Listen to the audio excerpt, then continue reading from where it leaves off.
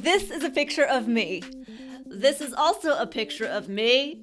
And this is a picture of the band camp girl in the movie American Pie that y'all keep leaving comments saying I remind you of. Okay, you guys, this is not me. It's not funny. I watched the movie because you guys kept calling me her, and I'm gonna be honest, wasn't my favorite movie. And I'm offended. I am. Anyway, in both these pictures of me, there's one thing each Lillie has in common. In both, I have no idea what I'm doing. I'm an idiot! You're an idiot! Even though I made mistakes in the past, and I know I'll make more in the future, it's okay. Because through my mistakes, I always learn and grow so much. So here are the 4 big mistakes I've made over the years with my diet. Number 1, labeling foods as good and bad. I did this wrong in a couple of ways. I labeled foods like spinach, broccoli, and kale as good, and foods like butter as bad.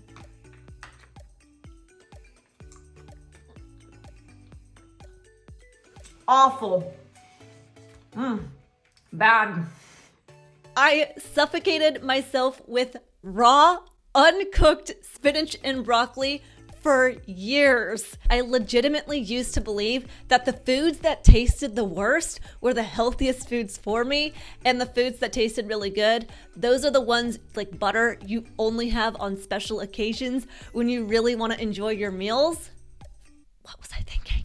Essentially, I labeled the green foods as the good foods and then other foods as the bad foods, but I found more health by having less of the greens and more of the bads. So clearly I labeled these foods wrong. But also, I now don't believe I should ever label foods because no food is intrinsically bad. Every single food that exists has some form of value to offer. Like, I don't eat broccoli nowadays, but broccoli does have vitamins and minerals. And even though I don't have donuts, donuts still bring mouth pleasure. Makes my mouth feel good, makes it happy. Even things like alcohol, while I don't regularly drink, alcohol has brought me some of the most funny memories in my life. And of course, I can make funny memories without alcohol, but the point is, all foods can have some form of value, even if they're not bringing necessarily health. And I also think that frequency matters, because if I were to have a soda one time a year, what's gonna happen? Am I going to not live one extra week? Is my life going to be shortened by a month? And if somebody drinks a soda with every meal every day, and then they start having just one soda a year, is that bad? So I think frequency matters, which is why it's really hard to label foods as good and bad, because it's only bad in compared to what? I'm frequently asked questions like, can I have this food or can I have that food? Someone asked, can I have vanilla Haagen-Dazs ice cream? I looked it up, saw the ingredients. It was actually surprisingly cleaner than other ingredients labels I've seen for ice creams. So I said, Haagen-Dazs vanilla ice cream is cleaner than others, worse than others. Haagen-Dazs vanilla ice cream is cleaner than having fast food french fries and deep fried Oreos, but worse than having things like eggs, liver, salmon, and steak. Another big one I'm asked about are my thoughts on pork and bacon, which my favorite food is bacon, so I'm biased. But I think if we compare a cow to a pig, beef has more vitamins and minerals than pork. If both animals are eating corn, soy, and grains, the cow has 4 stomachs and should be able to filter out some more of that funkies, maybe some of the pesticides, the herbicides. So I think that overall beef is healthier than pork, but pork and bacon are healthier than a million bajillion other things. So potato. Rather than labeling foods as good and bad, because there's always going to be a food that is better and healthier. There's always going to be a food that's worse and less healthy. I just now look at foods on the food scale and then ask myself, is the food worth having? Is that food going to help me reach my goals? If it's not going to help me reach my goals, is it going to bring me some other form of value? Mouth pleasure, funny memories, relaxation. helps me fit into society and enjoy a special moment. Overall, what is this food doing for me? And pulling out my food scale and doing it that way versus labeling the foods as good and bad. The next biggest mistake I made was not listening to my body, particularly with eggs. I was very stubborn about eggs. I grew up not having eggs that often, especially when in high school and college, I was waking up early. So I just, no more breakfast for me. Ain't nobody got time for that. So I really didn't have eggs a lot of my life. And then when I started eating more of an animal-based diet, I started having 2 eggs a day, and my scalp started feeling a little funny. I couldn't pinpoint it was eggs at that point, but then I slowly started having more and more eggs. I started doing 4 a day, then 6 a day, and my scalp was just so inflamed and irritated and itchy. I changed my pillowcases, I changed my laundry detergent, I switched up my shampoo, and at this point, I was eating just 6 foods. I was having beef, bacon, butter, liver, eggs, and sardines. Did I say that right? Beef, bacon, butter, liver, eggs, and sardines. A winner! Just like that. So I wasn't eating that many different kinds of foods. So it only, my choices of which it could be was very obvious when I just started not liking the smell of eggs. When I was cooking them, I didn't even want to look at them. And then when I would eat them, I just didn't even want to swallow them sometimes. But I kept eating them because I was eating such a limited diet where I felt if I didn't have eggs, which I consider a multivitamin, I felt I was going to be lacking some vitamins and minerals, and therefore I just kept eating them and my scalp just kept getting worse. Then I started washing my hair with eggs. There we go. But it got to the point where eventually I stopped having eggs, and just a couple days later, my scalp was very much like breathing, felt free, felt like someone was blowing a cool wind on the back of my scalp.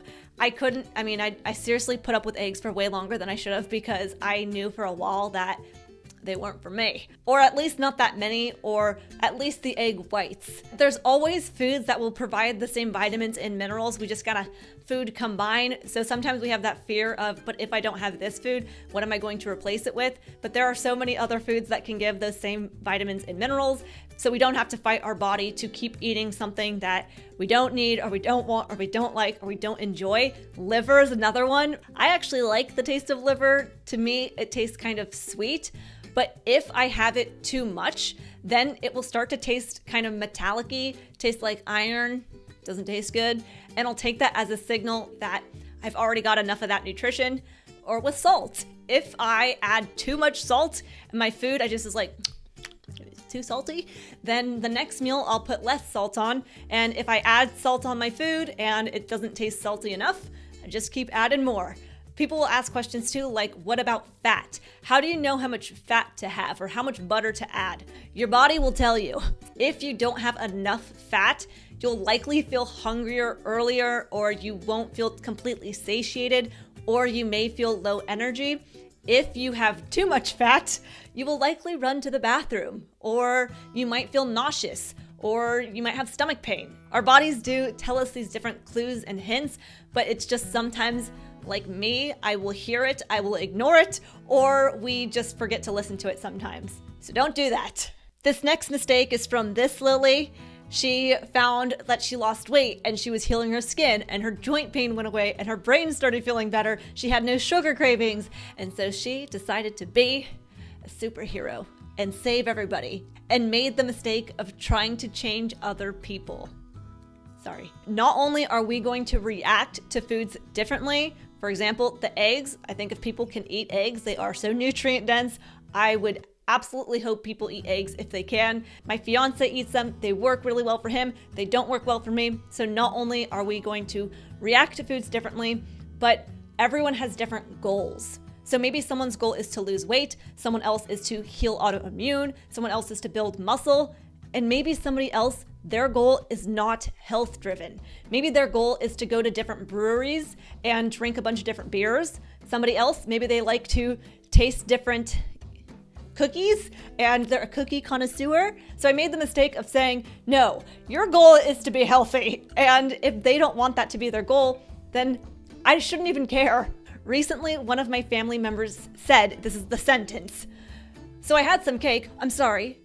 And I couldn't help but note that the reason they felt that reaction is because at some point I did care, and they won't forget that. And now it's going to create this like not amazing relationship where we can't just be excited that they had cake and they liked it. Of course, when I wanted someone to be healthier, it's because I truly care about them. But if their goal is not to be truly healthy, that's fine, because really what my goal is I want them to feel loved.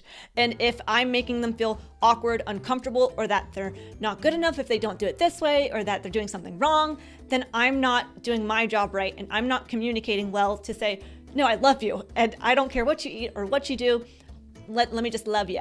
And I want to do that without expecting any love back. My uncle is pretty religious, and when I was a little girl, I asked him, Uncle, what if Jesus was never real? And his response was, it doesn't matter.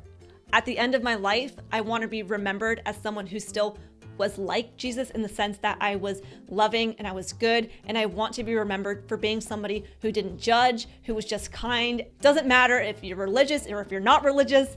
The point is, be love.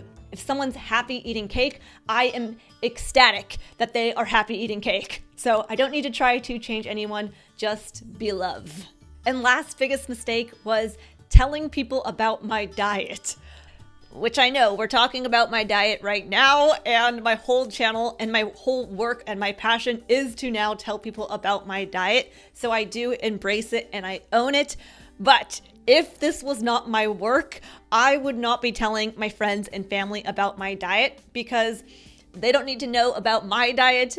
I don't need to know about their diet. And we're all going to evolve and likely change our diets anyway. It's estimated that 85 to 95% of people change their diet. So if I go and I tell my friends and family, this is what I'm doing, likely I will later have to say, I'm not doing that anymore. And that's okay, because change is inevitable, and it shows that we're growing and we're learning and we're evolving. But it doesn't, to me, I just wish I wouldn't have told, obviously, different situation. But if I was not on social media, I wouldn't be telling people about my diet, because it creates a disconnect, and it's just really not necessary. If you're looking to start your health journey and talk to someone one-on-one on how you can reach your health goals, or how to find more balance, or how to start a more animal-based diet, there's a link to my website in the description where you can book a coaching call, and I'd love to work with you and help you reach your goals. I hope you got value out of this video. If you did, please make sure to give it a thumbs up. That way this information reaches more people. I hope you have a happy rest of your day. Subscribe, and I will see you in the next video. This one time at band camp, don't be naughty, listen to your body.